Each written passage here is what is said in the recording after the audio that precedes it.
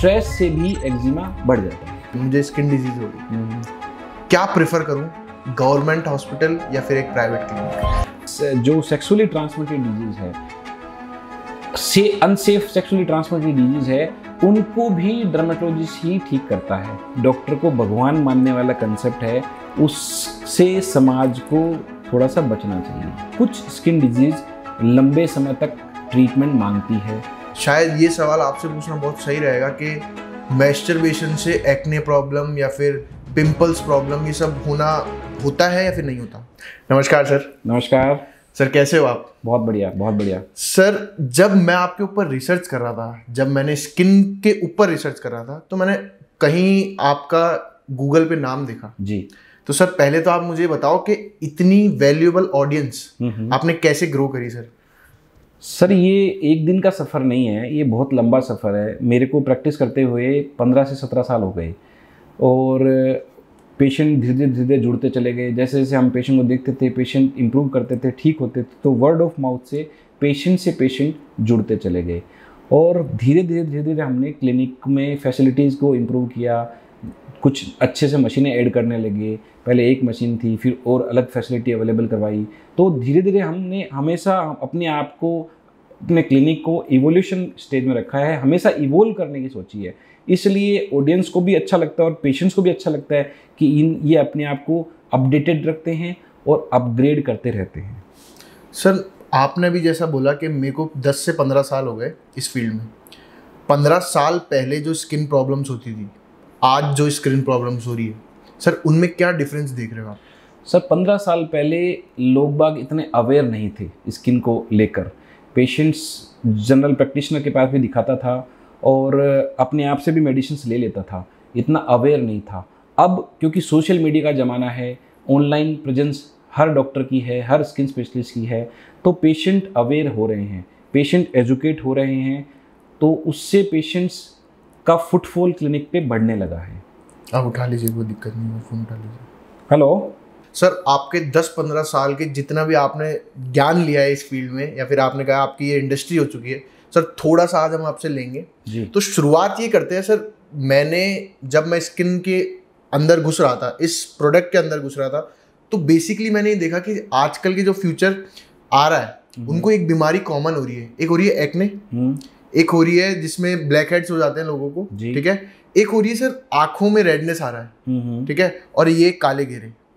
Sir, ये किस वजह से होते हैं जी? एक बार ये मुझे बताएं, और इसके पीछे कोई रीजन होता है? मतलब ये किस वजह से होता है, मेन ये होता है, क्या खाने से सही हो जाता है? तो इसके पीछे का पूरी केमिस्ट्री बता दीजिए सर, है क्या? जी, बहुत ही अच्छे सवाल हैं और जो ऑडियंस के लिए बहुत बेनिफिशियल है इनके आंसर जानना। क्योंकि सबसे इम्पोर्टेंट चीज़ क्या है कि आजकल जो, मैं आंखों वाली बात पे पहले जाना चाहूँगा, आंखों में ड्राइनेस रहती है, आंखों में रेडनेस रहती है और डार्क सर्कल रहते हैं। इसका सबसे ज़्यादा जो कारण है, बड़ा कारण है, वो है एक्सेसिव स्क्रीन टाइम। हम स्क्रीन आउट टाइम कम रहता है, स्क्रीन इन टाइम ज़्यादा रहता है।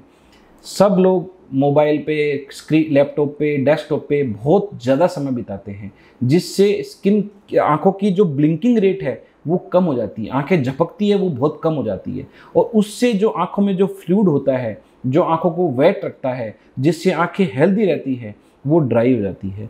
उस ड्राइनेस की वजह से इरिटेशन, रेडनेस, जलन और डार्क सर्किल होते हैं। ये सबसे इम्पोर्टेंट कारण है आजकल की जनरेशन के लिए, today's era. Second important thing है खान पान। जैसे हर व्यक्ति का, हर यंगस्टर का, हर यूथ का खान पान बिगड़ा है।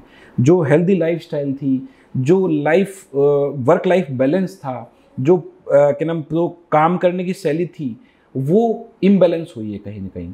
सोने का टाइम बिगड़ा है, उठने का टाइम बिगड़ा है, खान पान बिगड़ा है, फूड हैबिट बिगड़ी है। उस वजह से भी डार्कनेस आती है स्किन पे और पिंपल्स पॉप आउट होते हैं। आज के 20-25 साल पहले जाके हम देखते हैं तो खान पान हेल्दी था, पौष्टिक था, आदमी अपने फिक्स डेली रूटीन में रहता था, उससे इधर उधर नहीं होता था। अभी के जनरेशन में यंगस्टर्स काफ़ी लाइफ स्टाइल को और फूड हैबिट को, अपने बैलेंस को मोबाइल की वजह से मान सकते हो, सोशल मीडिया की वजह से मान सकते हो, अलग तरह के सोशल सर्किल की वजह से काफ़ी इम्बैलेंस कर चुके हैं। और इन जो स्किन की डिजीज़ में भी और किसी भी प्रकार की डिजीज़ में इन सब चीज़ों का बहुत बहुत इम्पोर्टेंट रोल होता है। सर इसका कोई तोड़ है, इसकी कोई रेमेडीज़ है? मतलब कि भाई मैं जिस इंडस्ट्री में हूँ, मैं थोड़ा इंजीनियरिंग की फील्ड में हूँ जी, तो मुझे ना करके भी सर स्क्रीन टाइम वहाँ देना होगा जी, ठीक है, मैं उसको नहीं रोक सकता। इस चीज़ को थोड़ा सा कम करने के लिए भाई मेरी फ्लूइडिटी भी थोड़ी बनी रहे, जी। उस चीज़ के लिए थोड़ा सा कोई रेमेडीज है सर उस चीज़ की? सर इस चीज़ के लिए सबसे पहला रेमेडी तो है विल पावर। Will power. जो आपका वर्क रिलेटेड स्क्रीन टाइम है वो बिल्कुल जायज़ है और वो होना ही चाहिए, क्योंकि वो आपका काम है, वहाँ से आपकी अर्निंग सोर्स है, वो ब्रेड एंड बटर है, तो उसको आप अवॉइड नहीं कर सकते। लेकिन आप अक्सर देखने में आता होगा, आप भी जानते होंगे, काफ़ी लोग बेवजह ही स्क्रॉल करते रहते हैं मोबाइल को, जैसे चाहे वो इंस्टा हो, चाहे फेसबुक हो, चाहे व्हाट्सअप हो। ये इस तरह के प्लेटफॉर्म हैं जिन पे काफ़ी समय बीतता है और वो स्क्रीन टाइम अपने लिए ज़्यादा डेंजरस होता है, ज़्यादा हार्मफुल होता है। जो बहुत सारे रील्स जो आपको ज़रूरत नहीं है, जिसका कोई वास्ता नहीं है, उनको देखने के लिए भी अपन टाइम वेस्ट करते हैं। तो उस तरह के स्क्रीन टाइम से बचना चाहिए या फिर उसको मिनिमम करना चाहिए। जो वर्क रिलेटेड स्क्रीन टाइम है वो तो करना ही चाहिए सर, उसको नहीं करेंगे तो हमारा घर कैसे चलेगा? बिल्कुल बिल्कुल बिल्कुल सर। जैसे आपने बोला कि इसमें आपके पिंपल्स जनरेट होते हैं जी, आपके एक्ने आते हैं, सर क्या ये खान पीन के कारण होता है? खान पीन का बहुत इंपॉर्टेंट रोल होता है। अब जैसे मैंने पहले बताया, आपने पूछा, फूड हैबिट लोगों की चेंज हो गई है। लोगों की डाइट में fast food, junk food, pizza, burger, समोसे, कचौरी, इस तरह का खान पान बिगड़ा है। जो हरी सब्जियां हैं, सलाद है, फ्रूट है, हेल्दी स्टफ़ जो अपन खाते थे, वो कहीं ना कहीं हम उससे डेविएट हो रहे हैं, पहला चीज़। दूसरा चीज़, hormonal issues, hormonal imbalance early age में होने लग गया है, उसके कारण से भी पिंपल पॉप आउट होते हैं। Third thing, stress. हर बच्चा, हर यंगस्टर, हर यूथ, हर आदमी स्ट्रेस में है। रिलैक्सेशन टेक्निक यूज़ नहीं करते, माइंड रिलैक्स नहीं रखते, स्ट्रेस की वजह से भी पिंपल्स पॉप आउट होते हैं, डार्क सर्कल होते हैं। तो मल्टी फैक्टोरियल चीज़ें हैं, मल्टीपल रीजंस आर देयर, जिसकी वजह से हमारे स्किन रिलेटेड इश्यूज भी होते हैं, स्ट्रेस की वजह से साइकोलॉजिकल इश्यूज भी होते हैं, और उसका फिर से हमारे स्किन पे विशियस साइकिल बन के हमारे स्किन को वो डैमेज करता रहता है। एक बहुत इंपॉर्टेंट सवाल है, क्या स्किन डिजीज होना टेम्परेरी है या परमानेंट है? मतलब मेरा कहने का ये है तात्पर्य, जैसे होता है ना भाई, खांसी जुकाम हो गई, उसको अपन ठीक कर सकते हैं किसी मेडिसिन से, ठीक है। स्किन डिजीज होना ये क्या लॉन्ग टर्म है या फिर एक तरीके का अपन इसको रेमेडी देके इसको शॉर्ट टर्म कर सकते हैं या फिर इसको खत्म भी कर सकते हैं? देखो, इसमें जो आपको मैं एकदम क्लियरली बताना चाहूँगा, कुछ स्किन डिजीज़ लंबे समय तक ट्रीटमेंट मांगती है। वो स्किन डिजीज़ क्रॉनिक इलनेस होती है, उनमें हमें लंबे समय तक ट्रीटमेंट देना पड़ता है, मॉनिटरिंग करनी पड़ती है, और कई बार कुछ स्किन डिजीज़ ऐसी होती है जो पूरी तरह से ख़त्म भी नहीं होती, जैसे सोराइसिस, जैसे एक्जिमा, जैसे अगर किसी को क्रॉनिक इम्यूनोलॉजिकल डिसऑर्डर हो गए हों तो वो कई बार ख़त्म नहीं होती। पर अगर हम दवाई लेते रहते हैं और डॉक्टर के गाइडेंस में दवाई लेते रहते हैं तो वो सेफ रहती है, उनसे वो बीमारी कंट्रोल रहती है। लेकिन एक तरफ, दूसरी तरफ कुछ बीमारियां ऐसी भी होती है जिसमें फिक्स ड्यूरेशन अगर कोर्स का ले लेते हैं डॉक्टर की सलाह से तो बीमारियां कंप्लीटली ठीक हो जाती है। तो एक तो क्रॉनिक इलनेस होती है जो लंबे समय तक सालों साल चलती है, एक एक्यूट इलनेस होती है जिसमें कुछ फिक्स टाइम के लिए अगर हम ट्रीटमेंट ढंग से सिस्टमेटिक डिसिप्लिन वे में अगर हम लें तो वो ठीक हो जाती है। तो पर अक्सर देखने में आता है कि पेशेंट्स डॉक्टर के पास आने में थोड़ा सा डरते हैं, कतराते हैं, उनको एक भय रहता है अंदर कि पता नहीं मेरी डिजीज ठीक होगी या नहीं होगी, पता नहीं मैं जिस स्थिति में अभी हूँ उससे बिगड़ तो नहीं जाएगा। इस वजह से वो अवॉइड करते हैं आना। जबकि मैं ऑडियंस से हाथ जोड़कर ये रिक्वेस्ट करना चाहूँगा कि आप मिलिए, मिलकर अपने मन में जो भी शंकाएं हैं उनका समाधान डॉक्टर से अपफ्रंट पे जाके पूछिए, ताकि आपके दिमाग में क्लैरिटी आए ट्रीटमेंट को लेकर। आप क्लैरिटी नहीं रखेंगे तो डाउट्स में रहेंगे, डाउट्स में रहेंगे तो बीमारी का समाधान नहीं होना है। सर इस एक्जिमा और ये क्राइनोसिस पे इस पे आते हैं, जब एक पेशेंट है, मैं पेशेंट हूँ, आपके पास आता हूँ, सर मैं आपको एज अ भगवान मान के आता हूँ कि आप मेरी पूरी स्किन डिजीज सही कर दो। जी बिल्कुल बिल्कुल। 10-15 साल के उस एरा जो आपने जिया है, आप उस क्लाइंट को या फिर उस पेशेंट को जो आपके पास आ रहा है आपको भगवान मान के, सर आप उसको ऐसा क्या सांत्वना देते हो जो वो एक तो होता है आपसे बिल्कुल रुआ जाता है कि भाई हाँ अब मेरे से अब ये सर जो है वो सब डॉक्टर जो है सब सही कर देंगे मेरा, ठीक है। देखो सर, पहले ये बात तो मैं बहुत क्लियरली बोलना चाहता हूँ कि जो डॉक्टर को भगवान मानने वाला कंसेप्ट है उससे समाज को थोड़ा सा बचना चाहिए। डॉक्टर भी आपकी तरह ही इंसान है, उसने भी साइंस पढ़ी है, उसने भी एक स्टडी करी है मेडिकल साइंस की, तो वो अपने best out of best knowledge वो आपको बेस्ट से बेस्ट ट्रीटमेंट देने का प्रयास करता है। लेकिन जब अपन भगवान मान लेते हैं तो अपनी एक्सपेक्टेशन बहुत ज़्यादा बढ़ जाती है, जो कि नहीं होना चाहिए।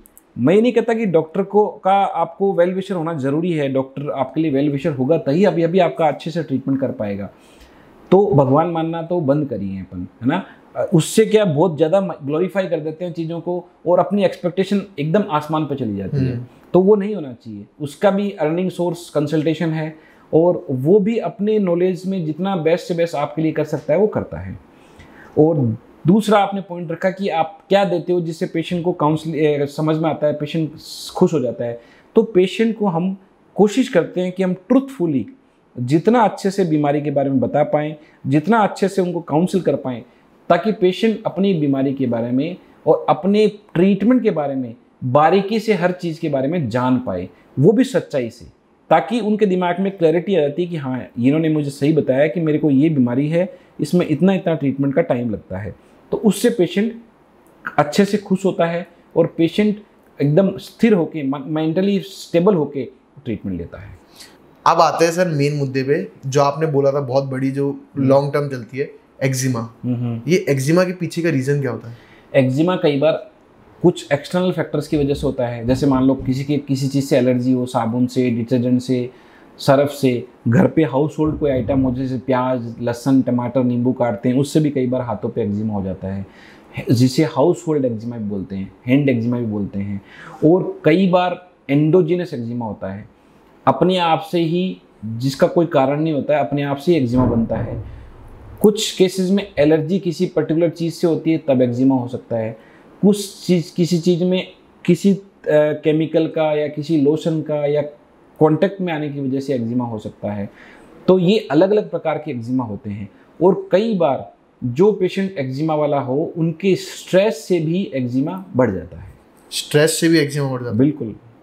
तो मतलब स्ट्रेस कम लेना चाहिए? बिल्कुल, ऑब्वियसली स्ट्रेस कम लेना चाहिए। सर एक बात बताओ, अभी आपने जैसे बोला लोशन से एक्जिमा हो जाता है, बाहर पूरी दुनिया यूज़ कर रही है सर ये सब चीज़ें, मॉइस्चराइज़र हो गया, लोशन हो गया, ये चीज़ें अपने बॉडी को इफेक्ट करती है? बिल्कुल। अगर बिना किसी गाइडेंस के, बिना किसी कंसल्टेशन के हम खाली सोशल मीडिया से देख के हम ऑनलाइन प्रोडक्ट यूज़ करेंगे तो उनसे तो डेफिनेटली एलर्जी होने की पूरी संभावना है। और मैं लोशन की जहाँ तक बात कर रहा हूँ, मैं ये बोल रहा हूँ कुछ केमिकल्स ऐसे होते हैं, कुछ ग्रीस है, कुछ केमिकल फैक्ट्रीज में काम करने वाले लोग हैं, उनके संबंध में मैं आपको ये बोल रहा हूँ कि उससे भी एलर्जी होने की पॉसिबिलिटी रहती है। तो सर इसकी कोई मतलब जब मैं सर्दी में जाता हूँ तो सर मेरी स्किन ड्राई होती है जी, उसके ऊपर मैं अगर लोशन लगा रहा हूँ तो क्या मेरी बॉडी इफेक्ट कर रही है उससे? नहीं, ऐसा नहीं। अगर ड्राइनेस है, आप मॉइस्चराइजिंग लोशन लगा रहे हैं तो उससे इफेक्ट नहीं कर रही है। मेरा कहने का मतलब ये है कि अपने आप से कुछ भी जाने पूछे बिना अपने आप से कोई दवाई या लोशन आप लगा रहे हो तो वो गलत है। पर एक रूटीन में मॉइस्चराइजिंग लोशन लगाना, अगर आपकी स्किन ड्राई है तो वो कोई गलत नहीं है, वो लगाना चाहिए, उसमें कोई गलत नहीं है। मॉइस्चराइजिंग लोशन लगाने के बाद में घंटा 2 घंटे तक हैंड वॉश नहीं करना है ताकि उसका इफेक्ट रहे।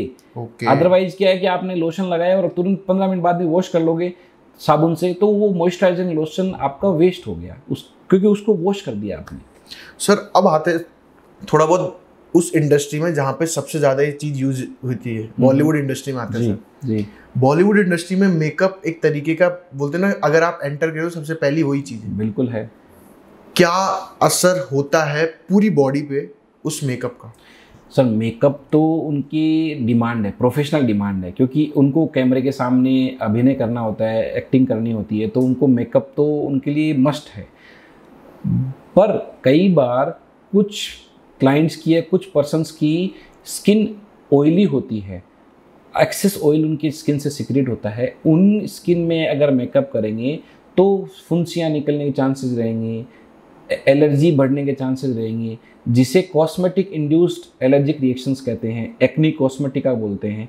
तो वो individual person to person vary करता है। ऐसा नहीं है कि मेकअप सभी को नुकसान करेगा और ऐसा भी नहीं है कि सबके लिए बहुत अच्छा रहेगा, लेकिन एक्सेसिव यूज़ ऑफ कॉस्मेटिक्स या मेकअप वो अच्छा नहीं है। इंडस्ट्रियल डिमांड है, प्रोफेशनल डिमांड है, तो अगर लाइट मेकअप करके काम चलाया जा सकता है तो लाइट ही करना चाहिए, क्योंकि बहुत हैवी मेकअप कई बार हम करते हैं तो अपने स्किन में जो पोर्स होते हैं वो ब्लॉक होते हैं, उनको ब्लॉक कर देता है और फिर कई बार हम उनको अच्छे से क्लींज नहीं कर पाते, तो पिंपल्स निकलने की संभावना बढ़ जाती है। सर इसको एक बार मतलब पूरा प्रॉपर वे में समझाओगे कि आपने कहा कि भाई पोर्स होते हैं, मतलब इसके अंदर थोड़ा बायोलॉजी के अंदर घुसते हैं, ठीक है, और इसमें पूरी स्किन रिलेटेड मैं टर्म समझता हूँ, क्योंकि बहुत ज़्यादा सर्च किया हुआ क्वेश्चन है कि मैं अपनी बॉडी को कैसे समझूं कि ये एक तरीके का लोशन मेरे लिए बना हुआ है या नहीं बना हुआ। तो सर ये इसकी थोड़ी बायोलॉजी के अंदर घुसते हैं कि एक इंडिविजुअल को कैसे पता चलेगा कि मेरी बॉडी के लिए क्या इफेक्टफुल है और क्या हार्मफुल है। देखो, इस अपने स्किन पे सीबेसियस ग्लैंड्स होती है जिनसे सीबम नाम का एक पदार्थ सिक्रीट होता है, जो यूँ मान लो कि भगवान का दिया हुआ नेचुरल स्किन ऑयल है। अब कुछ पर्सन्स में सीबेसियस ग्लैंड्स की एक्टिविटी हाइपर होती है, तो वहाँ पे वो हाइपरप्लाजिया की वजह से जो एक्सेसिव ऑयल सिक्रीट होता है, ऐसे पेशेंट्स में एक्नी होने की संभावना बढ़ जाती है। कई बार आप देख सकते हैं कि नोज़ पे अगर आप यूँ देखते हैं कुछ खीलें निकलती है और ऑयल ज़्यादा सिक्रीट होता है, तो आप समझ लेना चाहिए आपकी स्किन ऑयली है। तो आपको दिन में 2 या 3 बार फेस वॉश करना ही चाहिए। और डर्ट और बाहर एक्सटर्नल एनवायरनमेंट में जाओ, आउटर वर्ल्ड में जाओ, तो उसके बाद में जब घर पे आते हो तो आपको पक्का से वॉश करना चाहिए, अच्छे से क्लींज करना चाहिए फेस को, ताकि जो डर्ट और जो भी गंदगी चेहरे पे रखी है, आ गई है, वो वॉश हो जाए। नहीं तो वो जो ग्लैंड्स है उनके पोर्स को फिर से ब्लॉक करेगा तो उनमें इन्फ्लेमेशन होगा तो फुंसियाँ निकलेगी। और कई बार कुछ पेशेंट्स में ग्लैंड्स कम एक्टिव होती है, तो उनमें ऑयल, जो नेचुरल ऑयल सिक्रीट होना चाहिए, वो होता ही नहीं है। ऐसे लोगों में स्किन ड्राई हो जाती है, स्केल उतरते हैं, पपड़ी निकलती है स्किन से। ऐसे लोगों में तो मॉइस्चराइजर एक्सटर्नली बाहर से हमारे को स्किन पे लगाना पड़ता है। ओके सर जैसे भी आपने बात किया कि बाहर से आए तो फेस वॉश लगाओ, तो आप कह रहे हो कि मतलब हमें बाहर का प्रोडक्ट यूज़ कर लेना चाहिए? कर सकते हैं, इसमें कोई मना नहीं है, बाहर का प्रोडक्ट यूज़ करने में मना नहीं है। पर अगर कोई स्किन डिजीज़ है, कोई बीमारी है स्किन की, तो उसमें आप अपने आप से कुछ भी ना लें। अगर रूटीन में आप ड्राइनेस के लिए मॉइस्चराइजिंग लोशन लगा रहे हैं, रूटीन फेस वॉश अगर कर रहे हैं, शैम्पू कर रहे हैं, कंडीशनर कर रहे हैं, तो उसमें कोई दिक्कत नहीं है। पर कई बार मैंने देखा है क्लिनिक में पेशेंट को बहुत ज़्यादा एक्सेसिव पिंपल्स हो रहे हैं, लेकिन वो सिर्फ फेस वॉश से इनको ठीक करना चाहता है, तो वो संभव नहीं होगा। वहाँ पे आप अपनी किसी कंसल्टेंट को, डर्मेटोलॉजिस्ट को, स्किन स्पेशलिस्ट को दिखा के ट्रीटमेंट लेंगे तो ज़्यादा फायदे में रहेगा। जिसके लिए पेशेंट्स के दिमाग में एक डर रहता है, उस डर को निकालना चाहिए, क्योंकि अगर आप ऐसे सेल्फ मेडिकेशन लोगे तो वो भी तो अच्छी बात नहीं है ना। बिल्कुल। उसमें भी आपका पैसा लग रहा है। आप ऑनलाइन परचेज करो या ऑफलाइन परचेज करो या काउंटर पे जाके परचेज करो, वो जो परचेज कर रहे हो उसका तो कोई आंसरेबल ही नहीं है उन चीज़ों प्रोडक्ट के लिए, तो कोई सामने कंसल्टेंट भी नहीं बैठा है। तो कम से कम आप अगर पैसा लगा रहे हो प्रोडक्ट्स में, तो किसी जानकार आदमी से पूछ के उस पर खर्च करो, वो ज़्यादा फायदेमंद रहेगा आपके लिए। सर आजकल की जनरेशन, या फिर मैं कह दूं मेरी जनरेशन, ऐसा बोलती है कि भाई पिंपल लगा लो, जो बोलते हैं ना दादी के नुस्खे हैं कि भाई पिंपल, अगर पिंपल हो गया है आपके, ठीक है, तो आप उस पर मुल्तानी मिट्टी लगा लो, या फिर आप बाहर का कोई भी ऐसा प्रोडक्ट लगा लो जो खुद एक वो बोलता है कि भाई मेरे अगर इस पर तो मेरे से पिंपल हट जाएगा। आप आमतौर पर ऐड देखते होंगे इस चीज़ का, तो सर क्या ये सच है, इससे हो सकता है? बिल्कुल, दादी के नुस्खे आज भी कारगर हैं। जो सत्य है वो सत्य ही रहेगा।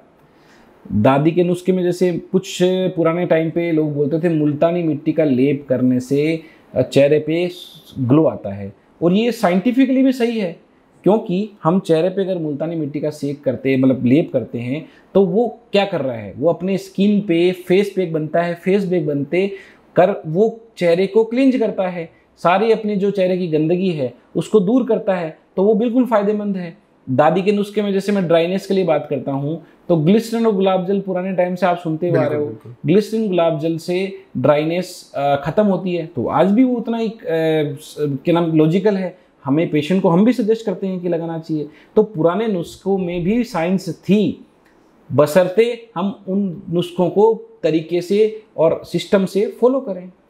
ओके सर अब आते हैं थोड़ा, आपने जब मैं आपके ऊपर सर्च कर रहा था तो आपके नाम के आगे एक चीज लिखी हुई थी, venereology and leprosy. Sir venereology का मतलब क्या है? वेनरोलॉजी का मतलब है कि जैसे जो सेक्सुअली ट्रांसमिटेड डिजीज है, से अनसेफ सेक्सुअली ट्रांसमिटेड डिजीज है, उनको भी डर्मेटोलॉजिस्ट ही ठीक करता है। मतलब स्किन रिलेटेड डिजीज तो होती है, पर कई बार जेनेटल डिजीज होती है, सेक्सुअली जो ट्रांसमिटेड होती है, उनके लिए वेनरोलॉजी वर्ड यूज किया जाता है। सर कोई ऐसी डिजीज जो आमतौर पर during the time of sex ये सब चीज़ें होती है? सर आजकल की जनरेशन बहुत ध्यान नहीं रख पाती है अनप्रोटेक्टेड सेक्स बिहेवियर की वजह से। इस तरह की एसटीडी जिसको मैं बोलूँगा वो काफ़ी बढ़ जाती है पेशेंट्स में। जैसे हर्पीज बहुत कॉमन है, और गोनोरिया इन्फेक्शन काफ़ी कॉमन है, बेलेनोपोस्टाइटिस कॉमन है, और रेडनेस प्रीप्यूस मैग्माइटिस कॉमन है। तो काफ़ी बीमारियां ऐसी है जो कॉमन है, जिनका कि सेफ हाइजीनिक नहीं रखने से अपने जेनेटल ऑर्गन्स को पॉसिबिलिटी और ज़्यादा बढ़ जाती है। शायद ये सवाल आपसे पूछना बहुत सही रहेगा कि मैस्टरबेशन से एक्ने प्रॉब्लम या फिर पिंपल्स प्रॉब्लम ये सब होता है या फिर नहीं होता? ये एकदम गलत भ्रांति है। ओके। एकदम गलत भ्रांति है, ऐसा कुछ भी नहीं होता। ये दिमाग में पुराने टाइम से जो बैठा हुआ है वो है, उस वजह से ऐसा होता है। ऐसा कुछ भी नहीं है। आप आराम से जो नेचुरल प्रोसेस है मास्टरबेशन, उसकी वजह से फुंसियाँ हो रही है, ऐसा बिल्कुल नहीं है। तो इस वेनरोलॉजी में क्या ये अब जो इतना सब अपन ने एजुकेशन ले लिया है, या ये पहले से चलता हुआ आ रहा है? ये सब चीज़ें ये सदियों से चलता आ रहा है सर। ये सदियों से चलता हुआ आ रहा है सर। इसके बारे में थोड़ा क्योंकि मैंने जब रिसर्च करा था सर मुझे कहीं नहीं मिला, टू बी वेरी ऑनेस्ट। और सर ये बात कर लेना चाहिए, बहुत ज़्यादा अच्छा रहेगा, लोगों को अंडरस्टैंडिंग होगी। ठीक है, तो सर इस पर थोड़ा डीप डाउन जाए अगर आप चाहते हो। आपका कोई सवाल है जो लोगों के लिए अगर इंटरेस्ट का है और लोगों को जानना जरूरी है और जिससे लोगों को फायदा होता है, तो क्यों नहीं करना? तो सर एक बार इसका डीप डाउन जाओ और मेरे को ये बताओ कि क्या इम्पैक्ट आता है पूरी स्किन्स के ऊपर आफ्टर सेक्स? नहीं, इसका ऐसा नहीं है कि मतलब जैसे अगर अनप्रोटेक्टेड अगर कोई भी अपन सेक्स करते हैं, तो अगर पार्टनर के कोई इन्फेक्शन है या कोई बीमारी है जो आपको भी ट्रांसमिट हो सकती है, वो आपको भी ट्रांसफ़र हो सकती है, इसलिए प्रोटेक्शन ज़रूर रखना चाहिए। और अगर इस तरह का इन्फेक्शन आपको हो गया है तो आप स्किन स्पेशलिस्ट से संपर्क करें, क्योंकि कई तरह के fungal infection, bacterial infection, viral infection होने की पॉसिबिलिटी रहती है। और ये एक चीज़ मैं बताना चाहूँगा कि पहले तो अवेयरनेस नहीं थी, तो सेक्सुअली ट्रांसमिटेड डिजीज़ पहले बहुत ज़्यादा थी, आज के 50 साल पहले, 40 साल पहले। अब तो धीरे धीरे डाउन होती जा रही है। लोग जो यंगस्टर्स है, यूथ है, वो अवेयर हैं, तो वो प्रोटेक्शन भी रख रहे हैं, और उनमें जो रेट है इन्फेक्शन की रेट वो काफ़ी कम है। लेकिन फिर भी अभी भी इन्फेक्शन आते हैं, और काफ़ी पेशेंट्स जो इस बीमारी को लेकर आते हैं, उनको as a skin specialist, as a venereologist हम उनको प्रॉपर्ली गाइड करके उनको ठीक करने का प्रयास करते हैं। इसी चीज़ में फिर लेप्रोसी क्या काम करता है? लेप्रोसी सर एक कुष्ठ रोग है। आपने सुना होगा पुराने टाइम पे कुष्ठ रोग होता था, जिसमें पूरे शरीर पे सफ़ेद सफ़ेद चकते होते थे, वाइट जो अछूत की बीमारी बोलते थे, जिसको कुष्ठ रोग अभिशाप है ऐसा मानते थे, लेकिन ऐसा है नहीं। तो वो लेप्रोसी एक तरह का बैक्टीरियल इन्फेक्शन है, जिसकी वजह से पूरे शरीर पे सफ़ेद सफ़ेद चकते हो जाते हैं, और वो परिवार में रहने वाले दूसरे पेशेंट्स को भी हो सकते हैं।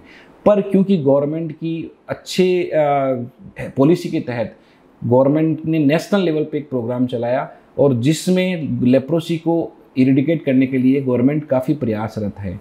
गवर्नमेंट की तरफ से लेप्रोसी की दवाइयाँ भी सरकारी अस्पतालों में मुफ्त मिलती है, और अभी जो आज के पहले जो सोच थी ये कभी ठीक नहीं होगी और फैल जाएगी, वो चीज़ें अब नहीं रही है। पेशेंट पूरी तरह से ठीक होता है, और दवाई सरकार फ्री में देती है। प्राइवेट प्रैक्टिस में भी डॉक्टर के पास अगर किसी को जाते हो तो आप प्राइवेट में भी दवाई ले सकते हो, पर सरकार बहुत अच्छे स्टैंडर्ड की दवाइयाँ फ्री ऑफ कॉस्ट एक नेशनल पॉलिसी, हेल्थ पॉलिसी के तहत फ्री ऑफ कॉस्ट देती है। सर एक थोड़ा सा पेचीदा सवाल करना था। सवाल ये था कि मैं एक क्लाइंट हूँ, ठीक है, मुझे स्किन डिजीज हो गई, क्या प्रेफर करूँ, गवर्नमेंट हॉस्पिटल या फिर एक प्राइवेट क्लिनिक? ये थोड़ा जवाब ऐसा होना चाहिए कि क्लाइंट को भी लगे कि भाई हाँ, टू बी वैलिड पॉइंट है, और मतलब बिल्कुल पॉइंट टू पॉइंट होना चाहिए, जिसमें गवर्नमेंट की गलती आपको गवर्नमेंट की बतानी है कि भाई वो ध्यान नहीं दे पाएंगे, हम आपको मॉनिटरिंग करेंगे ऑल टाइम। आपको एक एक चीज़ सर पूरे पॉइंट टू पॉइंट बताना है। देखो, ये बड़ा पर्सनल एजेंडा है, पर्सनल डिस्क्रिप्शन का पॉइंट है कि मैं गवर्नमेंट हॉस्पिटल में जाऊँ या प्राइवेट में जाऊँ। ओब्वियसली प्राइवेट में जाएंगे तो कॉस्ट रहती है, क्योंकि डॉक्टरी कंसल्टेशन फीस भी लगती है और दवाइयाँ भी आपको खुद परचेज करनी पड़ती है, तो वहाँ आपका बजट मैटर करता है। अगर आपका बजट ही नहीं हो तो और प्राइवेट में जाने की सलाह किसी को दें अपन, तो वो तो तर्कसंगत नहीं है, बिल्कुल लॉजिकल भी नहीं है। लेकिन अगर गवर्नमेंट की जहाँ तक मैं बात करूँ तो गवर्नमेंट के सेटअप में भी, गवर्नमेंट स्टेट गवर्नमेंट हो या हेल्थ गवर्नमेंट, सेंट्रल गवर्नमेंट हो, उनकी बहुत सारी स्कीम ऐसी है जिसमें फ्री मेडिसिन अवेलेबल है और पेशेंट्स को बेनिफिट भी होता है। बहुत अच्छे स्टैंडर्ड की दवाइयाँ गवर्नमेंट हॉस्पिटल में अवेलेबल है। पर एक अपर मिडिल क्लास का आदमी या मिडिल क्लास का आदमी वेटिंग लाइन में या लंबी क्यूज़ में नहीं लगना चाहता, इसलिए वो वहाँ नहीं जाना चाहता। पर ऐसा नहीं है कि वहाँ कोई सब स्टैंडर्ड काम होता है, अच्छा डायग्नोसिस होता है, अच्छी दवाइयाँ मिलती है फ्री ऑफ कॉस्ट, चार्जेस भी नहीं लगते। तो ऐसा आप पेशेंट अगर अफोर्डेबल नहीं है और अगर वेट कर सकता है, लंबी लाइनों में लग सकता है, तो गवर्नमेंट में भी जा सकता है। और कई बार उनको एक पर्सनलाइज अटेंशन चाहिए, क्योंकि गवर्नमेंट में जाहिर सी बात है कि इतनी रश रहता है, इतनी लंबी क्यू रहती है, तो जितना पर्सनलाइज अटेंशन आप चाहते हो उतना तो उनके लिए संभव नहीं है ना, क्योंकि उनको आगे भी बहुत सारे काम निपटाने होते हैं। तो वो उसके लिए, और अगर कोई अफोर्डेबिलिटी रखता है तो वो प्राइवेट सेटअप में जाके पेशेंट्स अपना इलाज करा सकते हैं। Sir come to the point, what is filler और व्हाट इज बोटॉक्स? सर ये एंटी एजिंग सेगमेंट के लिए बहुत बड़ा ब्लेसिंग्स है पेशेंट्स के लिए।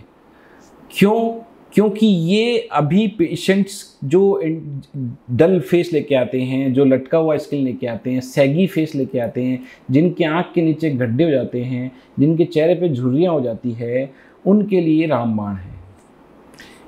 फिलर क्या होता है, जहाँ खड्डा है उसको फिल करता है। वो एक हाइलोनिक एसिड होता है जो नॉर्मल स्किन का कंपोनेंट होता है। वो इंजेक्शन हम जहाँ प्रॉब्लम है, जहाँ डिफेक्ट है, वहाँ पे इंजेक्ट करते हैं। बोटॉक्स एंटी रिंकल मॉलिक्यूल है, मींस अगर किसी के रिंकल है, डायनेमिक रिंकल, जो इस तरह से रिंकल बनते हैं, उनमें रिंकलिंग इफेक्ट को ख़त्म करता है। तो ये एंटी एजिंग सेगमेंट है। पेशेंट की एज अगर 50 साल है और अगर ये ट्रीटमेंट कराता है तो उसकी एज का इफेक्ट जो दिख रहा है, एजिंग इफेक्ट, वो कम हो जाएगा। साइड इफेक्ट्स है इसके? कुछ कोई साइड इफेक्ट नहीं है, बहुत सेफ मॉलिक्यूल है। बट कुछ हद तक अभी अवेयरनेस बहुत बढ़ रही है।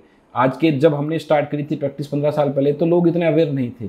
ग्रेजुअली क्योंकि मेट्रो सिटीज़ में, मिनी मेट्रो सिटीज़ में ये लोगों में अवेयरनेस बढ़ने लगी है, जिसकी वजह से पेशेंट्स अब खुद आके डिमांड करते हैं कि मुझे एंटी एजिंग सेगमेंट के लिए, एंटी एजिंग ट्रीटमेंट के लिए मुझे बोटॉक्स करवाना है, फिलर कराना है, या हाइफू करवाना है, या non ablative RF skin tightening करानी है। तो अलग अलग तरह की एंटी एजिंग ट्रीटमेंट अवेलेबल है, पेशेंट डिमांड करता है, और अभी पेशेंट काफ़ी हद तक इसके लिए एक्सेप्टेबिलिटी भी ला चुका है माइंड में, तो पेशेंट करवाता है।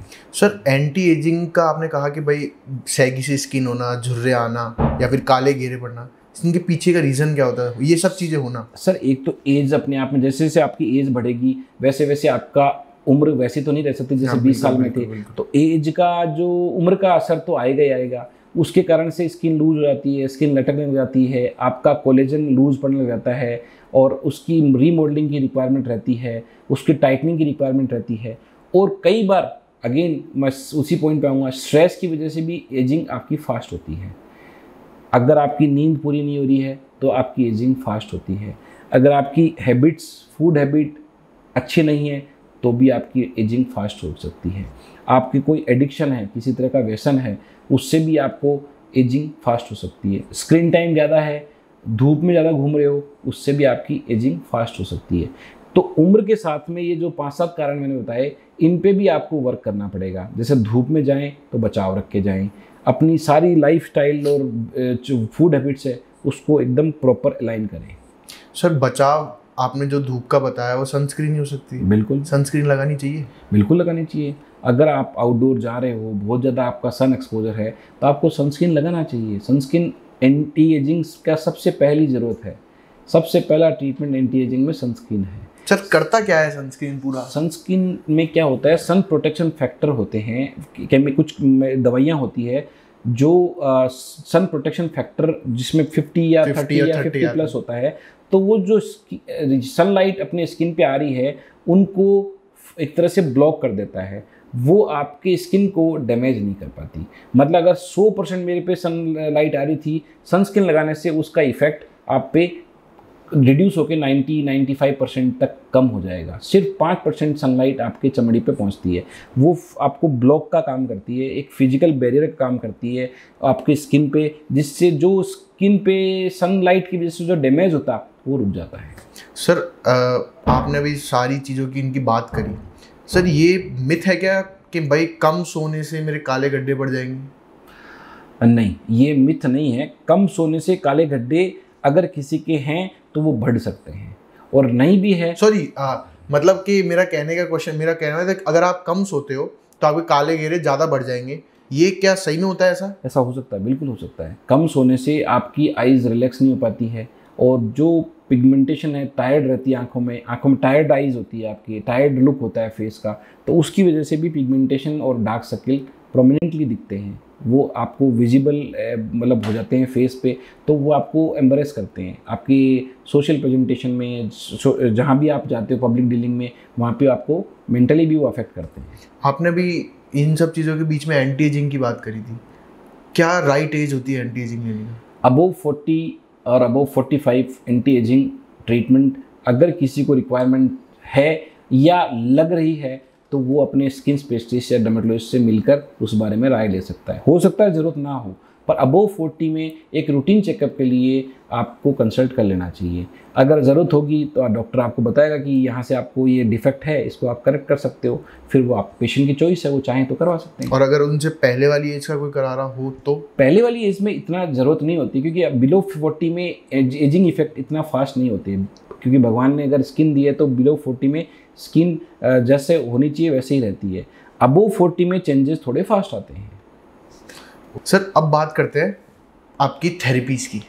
सर मैं जब इन सब चीज़ों के ऊपर था तो सर एक बहुत सारी थेरेपी चली थी, वो एक आईवी थेरेपी। सर इस आईवी थेरेपी के बारे में क्या है सर? ये आईवी थेरेपी, आप ग्लूटाथियोन की बात कर रहे हैं? हाँ, ग्लूटाथियोन आजकल काफ़ी ब्यूटी शॉट्स के नाम से काफ़ी फेमस है, मतलब आईवी ग्लो थेरेपी बोलते हैं। ग्लूटाथियोन एक तरह का जो सब्सटेंस है वो एंटीऑक्सीडेंट तरीके काम करता है। अपने बॉडी में जो भी फ्री रेडिकल्स बनते हैं, जो ऑक्सीडेटिव स्ट्रेस होता है सनलाइट की वजह से, स्ट्रेस की वजह से जो फ्री रेडिकल्स होते हैं उसको स्कैवेंज करता है, उसको खाता है। तो वो एंटीऑक्सीडेंट के कारण से जो एजिंग बढ़ रही है, जो पिगमेंटेशन बढ़ता है, उसमें ग्लूटाथियोन का रोल है। तो ग्लूटाथियोन अभी काफ़ी चलन में है, एक्चुअली ये कह सकते हैं कि हॉट ट्रेंड में है ग्लूटाथियोन। हर यूथ ग्लोइंग स्किन की तरह दिखना चाहता है, अच्छा गोरा दिखना चाहता है। Sir sorry to pause you, एक और इसमें आता है कि कोरियन ग्लास स्किन समथिंग। बिल्कुल, ये भी बहुत अच्छा फेशियल है। कोरियन ग्लास स्किन फेशियल है, एक तरह का बहुत नॉर्मल फेशियल है, ग्लो के लिए फेशियल होता है। ये भी बहुत हॉट ट्रेंड में है, ट्रेंडिंग चल रहा है अभी। हमारे पास काफ़ी क्लाइंट्स आते हैं जो इसकी डिमांड करते हैं। ये आपकी स्किन को, अनइवन स्किन को इवन स्किन में कन्वर्ट करता है और ग्लासी स्किन हो जाती है आपकी। जैसे कोरियन लोगों की जो स्किन होती है बहुत यूथफुल, बहुत ग्लोइंग, बहुत फेयर, बहुत इवन और बहुत ही ग्लासी स्किन हो जाती है। तो ये कोरिया का रिसर्च है और उन्होंने कोरियन ग्लास फेशियल काफ़ी प्रमोट किया और यहाँ के पेशेंट्स भी काफ़ी डिमांड करने लग गए हैं। तो उससे एक बार के लिए पेशेंट की स्किन पूरी निखर जाती है, चमक जाती है। सर ये क्या सही प्रोसीजर है? हाँ, क्यों, क्या गलत है? अगर कोई पेशेंट या कोई क्लाइंट अपनी स्किन को ग्लो वाला फेस देखना चाहता है और अगर इससे ग्लो आता है तो क्या बुराई है? नहीं, कोई मतलब साइड इफेक्ट नहीं है। मेरा मेन मुद्दा जानने का ये है कि जो स्किन बोलते हैं ना कि भाई भगवान ने तुम्हें दी है, ठीक है, ग्लो तुम मैक्स टू मैक्स उसी पॉइंट पे सकते हो जब तुम पैदा हुए, तुम्हारा ग्लो वही है लास्ट, ठीक है। उसके ऊपर के ऊपर जो रिसर्च आप करा जा रहे हो, उसके ऊपर आप ट्रीटमेंट कराया जा रहे हो, क्या वो इफेक्टफुल होगा? बिल्कुल होता है सर। अगर किसी कारण से, जैसे आउटडोर एक्टिविटी वजह से अपने स्किन में पिगमेंटेशन आ गया है, डल हो गया है स्किन, थोड़ा अनइवन हो गई है, तो ये कुछ हद तक जो फेशियल हैं, जो ट्रीटमेंट्स है, उसको करेक्ट करते हैं। मैं ये नहीं कहूँगा कि 100% करेक्ट कर देंगे, लेकिन काफ़ी पेशेंट की अपीयरेंस और प्रेजेंटेशन को काफ़ी इंप्रूव करते हैं, लुक्स को काफ़ी इंप्रूव करते हैं। और इसीलिए बहुत सारे क्लाइंट और पेशेंट्स आजकल खुद आगे से डिमांड करते हैं कि ये करवाइए। नहीं, मतलब आप वेदर के शायद से आप उसके जा रहे हो, पीछे जा रहे हो वेदर के, भाई मेरे अकॉर्डिंग आज अपनी स्किन है, बाहर के लोग अपनी स्किन को ब्राउन स्किन बोलते हैं, उनकी वाइट स्किन है सॉरी, कोरियन की अलग स्किन है, तो उनके वेदर के अकॉर्डिंग उनकी स्किन है, अपनी वेदर के अकॉर्डिंग अपनी स्किन है। बिल्कुल, बहुत अच्छा आपने चीज़ बताई है। ये बात सही है कि अपने को जहाँ जैसा अपन एटमॉस्फेयर में, जैसे कंट्री में रहते हैं, जैसे अपन ट्रॉपिकल कंट्री में रहते हैं, तो जैसा स्किन होनी चाहिए वैसी है। लेकिन फिर भी अगर किसी कारण से इसमें कुछ मामूली अनइवननेस आई है, या थोड़ा कालापन आया है, या थोड़ा सा फेयरनेस में कहीं कमी आई है, और इन चीज़ों से अगर करेक्ट होती है, जो कि कोई साइड इफ़ेक्ट नहीं रखती है, तो क्या बुराई है। आजकल पेशेंट्स या क्लाइंट्स अपने आप भी बहुत जाके सैलून्स पे और पार्लर पे जाके बहुत सारी तरह के ट्रीटमेंट और फेशियल कराते हैं। तो ज़्यादा अच्छा है कि वो स्पेशलिस्ट के पास जाके कराए, तो वो ज़्यादा अच्छे से आपकी स्किन को देख पाएगा और करेक्ट कर पाएगा, और जो आपके लिए बेनिफिशियल है वो आपको फेशियल बता पाएगा। तो मेरा ऐसा मानना है कि इसको कराने में अपने दिमाग में जो मेंटल ब्लॉक बने हुए हैं या मेंटल इनिबिशन है कि स्किन स्पेशलिस्ट के पास जाके ये सब क्यों कराया जाए, तो उसको हटाना चाहिए। क्योंकि हम दूसरी तरफ ये भी तो है ना, जहाँ हम करा रहे हैं तो उससे तो ज़्यादा अच्छा ही मिलेगा अपने को, जो कुछ मिलेगा। सर एक सवाल था खान पीन के ऊपर। चिकन अपने, जैसे विराट कोहली था सर, विराट कोहली के डाइटिशियन ने कहा था कि आपको अपना नॉनवेज बंद करना होगा, आपकी बॉडी एसिडिक हो रही है, उसके कारण आपके फेसेस पे सब पिंपल्स आ रहे हैं, जो भी आ रहे हैं, ठीक है। अब मुझे बताओ कि चिकन खाना, स्मोकिंग करना, ड्रिंकिंग करना, क्या ये अपनी बॉडी को इफेक्ट करता है? बिल्कुल करेगा सर। चिकन खाने में तो कई बार फायदे की चीज़ भी होती है, क्योंकि प्रोटीन रिच डाइट है, बशर्ते उसको प्रॉपर बैलेंस करके कम मसालेदार बनाया जाए और हिसाब से जो मात्रा है उसके हिसाब से खाया जाए। लेकिन स्मोकिंग अल्कोहल तो बिल्कुल डेंजरस है। स्मोकिंग अल्कोहल कैसे अच्छा बता सकते हैं? नहीं, अच्छा नहीं बता रहा, मैं बोल रहा हूँ कि एक तो होता है भाई लिवर अंदर से तो खराब कर रहा है, क्या उसका इफेक्ट बाहर बॉडी पे भी? बिल्कुल दिखता है सर। बहुत सारे पेशेंट हमारे पास स्मोकिंग करने आते हैं तो उनके लिप्स पिगमेंटेड रहते हैं, उनके पिगमेंटेशन कालापन जम जाता है, उनके फेस पिगमेंटेड रहता है, उनका फेस टायर्ड लुक देता है। और अल्कोहल लेने से उसके बहुत सारे विटामिन की डेफिशिएंसी आती है अगर वो डाइट प्रॉपर नहीं लेता तो। और अल्कोहल से इंटरनल सिस्टम बहुत ख़राब होता है, और फेस पे भी एक थकान जैसी, डलनेस जैसी, आईज के पफीनेस, आईज में खड्डे, चेहरा एकदम अनइवन ऐसा रहता है। सर मैं आपके जब क्लिनिक पे आया तो मैं देख रहा हूँ आपके यूथ बहुत आ रहे हैं क्लिनिक पे, और बहुत अच्छी बात है सर, यूथ कंसर्न हो रहा है हमारी स्किन के लिए। सर ऐसी कौन सी डिजीज है जो यूथ में बहुत कॉमन देखने को? देखो, अभी का यूथ जो आ रहा है वो अपने लुक्स को लेकर काफ़ी कॉन्शियस है, अपने अपीयरेंस को लेकर काफ़ी कॉन्शियस है। तो उनके चेहरे पे अगर कोई फुंसियाँ हैं, कोई दाग धब्बा हो गया है, तो वो चाहता है कि वो चीज़ जल्दी से जल्दी रिमूव हो। दूसरे जो यंग जनरेशन के जो लोग आ रहे हैं वो हेयर लॉस को लेकर काफ़ी कॉन्शियस है। अगर थोड़ा बहुत भी हेयर लॉस हो रहा है तो उसको थोड़ा सा कॉम्प्लेक्स फील होता है, उसको लगता है कि ये ठीक होना चाहिए। तो हेयर लॉस के ट्रीटमेंट के लिए भी बहुत सारे यंग जनरेशन के पेशेंट्स, क्लाइंट्स आ रहे हैं। तो हेयर लॉस का सर रीज़न क्या हो सकता है? मतलब जिनमें होता है, एक तो होता है कि भाई जब आपका यहाँ पे बियर्ड स्टार्ट होती है तो आपके ऊपर की थोड़ा बहुत बाल होता है, मेरे अकॉर्डिंग अगर होता है तो आप बता दीजिए, ऐसा नहीं होता तो। सर हेयर लॉस का मेन रीज़न क्या हो सकता है यूथ में?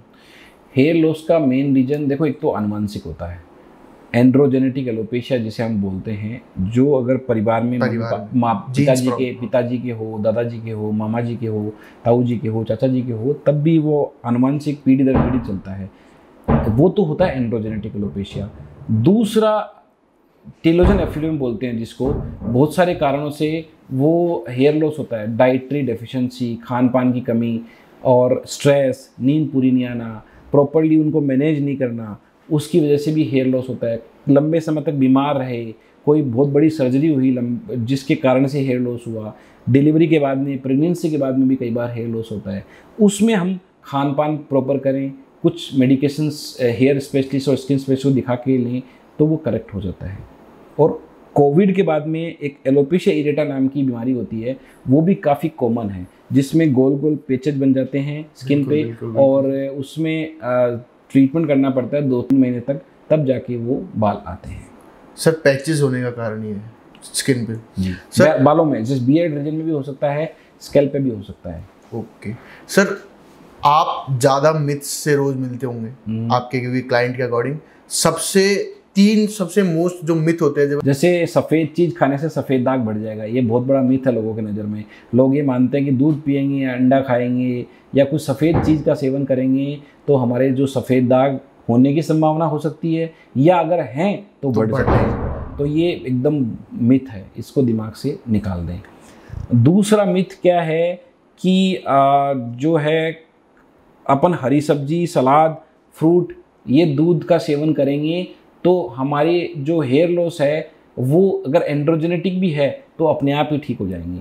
ऐसा नहीं है। अगर एंड्रोजेनेटिक एलोपेशिया है तो हमें प्रॉपर कंसल्टेशन लेके उसको ठीक करना पड़ता है। तो क्या है कि आजकल हम क्या एक तरफ तो बहुत न्यू एज एरा की तरफ जा रहे हैं, एकदम एडवांस एरा की तरफ जा रहे हैं, लेकिन कुछ चीज़ों में हम आज भी पीछे ही अटके हैं।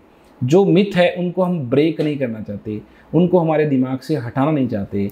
और एक तरफ हम पूरा एडवांस हो चुके हैं, खान पान में हम डाइट चेंज करना नहीं चाहते, लेकिन कोई भी अगर किसी के कोई स्किन डिजीज़ हुई है तो हम चाहते यही है कि उसको पुराने ही कोई तरीके से ठीक हो, डॉक्टर के पास नहीं जाना पड़े और साइड इफ़ेक्ट भी कम से कम हो। तो ये दोनों चीज़ें कैसे चल सकती है? अगर लेटेस्ट टेक्नोलॉजी है, लेटेस्ट एडवांसेस है तो हमें उनका सहारा लेके उस चीज़ को ठीक करना चाहिए।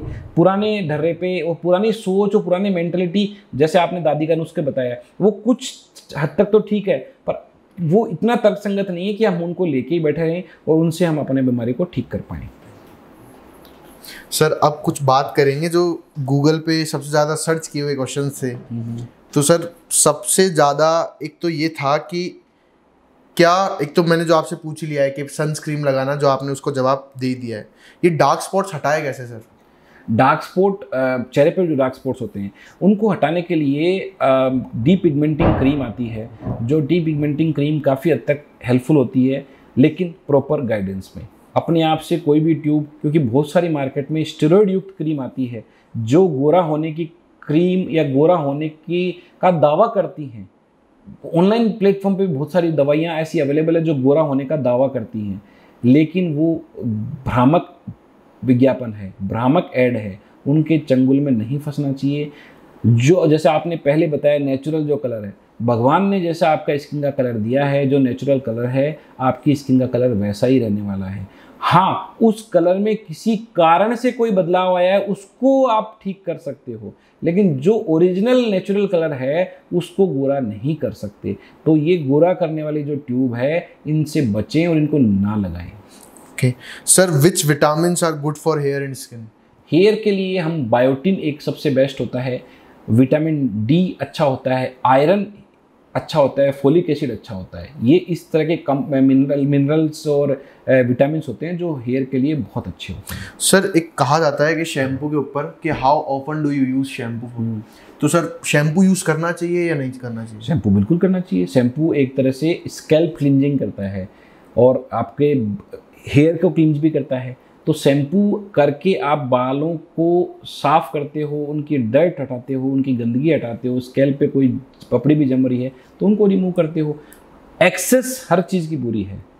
अगर आप डेली शैम्पू कर रहे हो जिसकी ज़रूरत नहीं है तो वो ना करें, अल्टरनेट भी कर सकते हैं। क्योंकि स्कैल्प तो जैसे अपन शरीर को साफ़ करते हैं साबुन से, तो स्कैल्प भी, अपने बाल भी तो अपने शरीर का हिस्सा है, तो उनको भी साफ़ करना पड़ेगा। क्या डैंड्रफ सही में साफ करता है ये सब शैम्पू वैम्पू सारी चीज़ें? बिल्कुल, डैंड्रफ में एंटी डैंड्रफ शैम्पू आते हैं जो काफ़ी हेल्प करते हैं अपनी, और बहुत अच्छा इफेक्ट आता है उनको अगर प्रॉपरली गाइडेंस कर लेके और फिर अगर उनको अच्छे से लगाया जाए तो। सर अब आते हैं थोड़ी रेमेडीज़ के ऊपर। सर आपने सारी की सारी सर्जरी भी की होगी, बहुत सारे क्लाइंट्स की सर्जरी भी की होगी। सर आपको क्या इफेक्टफुल लगता है, नॉन सर्जरी डिपार्टमेंट या फिर सर्जरी डिपार्टमेंट? देखो, ये बहुत ही अलग क्वेश्चन है, क्योंकि सर्जिकल इंटरेस्ट जो एमबीबीएस में ही स्टूडेंट का बन जाता है। कि अगर उसको सर्जिकल इंक्लिनेशन है, सर्जरी में इंटरेस्ट है, तो उसका रुझान, उसका झुकाव स्टूडेंट का उधर ही हो जाता है। और जो नॉन सर्जिकल होता है उसका भी माइंडसेट एमबीबीएस में अपने आप ग्रेजुअली डेवलप हो जाता है। तो ये पूरी तरह से खुद की चॉइस की बात है, पूरी तरह से खुद क्या चाहते हो आप अपने आप से, उसकी बात है। तो ये कोई ऐसा एक थंब रूल नहीं है इसमें कि सर्जिकल अच्छा है कि नॉन सर्जिकल अच्छा है। जिसका जो इंटरेस्ट हो वो ले, और जो ले उसको 100% करे। ओके सर, जो आपने अभी जितनी भी रेमेडीज़ की बात करी, जितनी भी आपने अभी दवाइयाँ बताई है सारी, क्या ये सब, एक तो होता है मेडिसिन लेके हो रहे हो, एक होता है आप इसको सर्जरी की भी थ्रू हो सकती है, तो उस चीज़ में पूछ रहा हूँ मैं, सर्जरी ज़्यादा बेटर है या फिर मेडिसिन लेना? डिपेंड करता है किस चीज़ में अपन पूछ रहे हैं। जैसे इंडिविजुअली अब मैं बात करूँ, आपके स्किन पे खड्डे हैं तो वो दवाई से ठीक नहीं हो सकते। अच्छा। उनके लिए अपने को एडिशनल थेरेपी लेनी ही पड़ेगी। हाँ, अगर कुछ फुंसियाँ हैं और उनमें अपन थेरेपी ना भी लेते हैं तो बहुत अच्छी बात है, ना भी लें तो चलेगा, उनको हम दवाइयों से ठीक कर सकते हैं। तो ये डिजीज़ टू डिजीज़ वेरी करेगा, डिजीज़ टू डिजीज़ डिफ़र करता है ट्रीटमेंट मॉडलिटी कि क्या डिजीज़ है, उसमें मेडिसिनल ट्रीटमेंट से ठीक हो जाएगा क्या, और क्या ट्रीटमेंट डिजीज ऐसी है जिसमें मेडिसिन से अगर ठीक नहीं होता है तो हमें एक्स्ट्रा ट्रीटमेंट भी कराना पड़ता है, एक्स्ट्रा थेरेपी है, एक्स्ट्रा सर्जिकल नॉन सर्जिकल जो भी कुछ थेरेपी है वो भी हमें सोचनी पड़ती है। सर इस पॉडकास्ट को यहीं ख़त्म करते हुए ये पूछते हैं कि लास्ट कुछ चुनिंदे सवाल मेरे, यूथ को स्किन के लिए कुछ टिप्स देना चाहोगे आप? यूथ को बिल्कुल, जैसे अपन वैसे डिस्कशन तो अपना चल ही चुका है, यूथ को मैं देना चाहूँगा कि जितना ज़रूरत हो उतना स्क्रीन टाइम काम में, मतलब स्क्रीन टाइम यूज करिए और स्क्रीन आउट टाइम भी निकालिए। क्योंकि क्या होता है, ज़्यादा स्क्रीन यूज़ करने से आपकी स्किन, आपकी आँखों पे इफ़ेक्ट आता है। सेकंड चीज़, हेल्दी डाइट लीजिए। अगर आप अनहेल्दी डाइट लेंगे तो वो अपने शरीर के लिए अच्छा नहीं है। थर्ड चीज़ मैं बताना चाहूँगा कि जिमिंग करना अच्छी बात है, एक्सरसाइज करना अच्छी बात है, लेकिन एक्सेस हर चीज़ की बुरी है। अगर आप विग्रेस एक्सरसाइज करते हैं तो आपने देखा होगा इन दिनों में हार्ट अटैक के केसेस काफ़ी बढ़ रहे हैं। तो आपको अपने शरीर को थोड़ा रेस्पेक्ट देना पड़ेगा, ऑनर योर बॉडी। आपकी बॉडी का जितना कैपेसिटी है उसके हिसाब से एक्सरसाइज करें। फोर्थ, पानी ज़्यादा से ज़्यादा पिएँ। फिफ्थ, वर्क लाइफ बैलेंस एकदम परफेक्ट होना चाहिए। अगर वहाँ कहीं भी बैलेंस बिगड़ता है तो वो अल्टीमेटली आपके लिए हेल्पफुल नहीं है, हार्मफुल है। तो ये 5 पॉइंट पे अगर अपन काम करते हैं और डिसिप्लिन में अपना जीवन जिए तो अपने काफ़ी हद तक बहुत सारी चीज़ों से बचे रह सकते हैं। सर आजकल की यूथ है ना, अपने चेहरे के ऊपर ये जो मास्क आते हैं, ठीक है, मतलब मैं भी लगाता हूँ, ऐसे मैं मना नहीं करूँगा, मास्क आते हैं, ठीक है, जो फेशियल के ऊपर लगा के जिस पर ठंडा ठंडा लगता है, ठीक है, ये लगाते हैं, और जो एंटी पोल्यूशन के फेस वॉश लगाते हैं, फेस वॉश के ऊपर तो अपनी बात हुई, ठीक है, इसको भी थोड़ा कंसिडर करना कि फेस वॉश लगाते हैं। जो बाहर के जो प्रोडक्ट लगाते हैं जिनसे ऐसा लगता है कि भाई हाँ मेरे कुछ देर के लिए मैं थोड़ा ग्लो कर रहा हूँ, या फिर क्या ये लगाना चाहिए? देखो, अगेन मैं वही चीज़ बोलना चाहूँगा कि अपने आप से अगर ज़रूरत नहीं है तो क्यों लगाना है, और ज़रूरत है तो आप किसी से बात करके, किसी से सलाह लेके करिए। अपने आप से कई बार अपन लगा लेते हैं और अपनी स्किन को ज़रूरत ही नहीं होती है, और कई बार आप नहीं लगाते हो जहाँ ज़रूरत होती है। तो ये चीज़ के अगेन यही चीज़ मैं बोलना चाहूँगा कि भ्रामक विज्ञापनों को देखकर या ऑनलाइन सोशल मीडिया देखकर आप अपने आप से परचेज कर लेते हैं, शॉप नाउ, बुक नाउ कर लेते हैं, और वो जो है हो सकता है आपके लिए इतना बेनिफिशियल ना हो।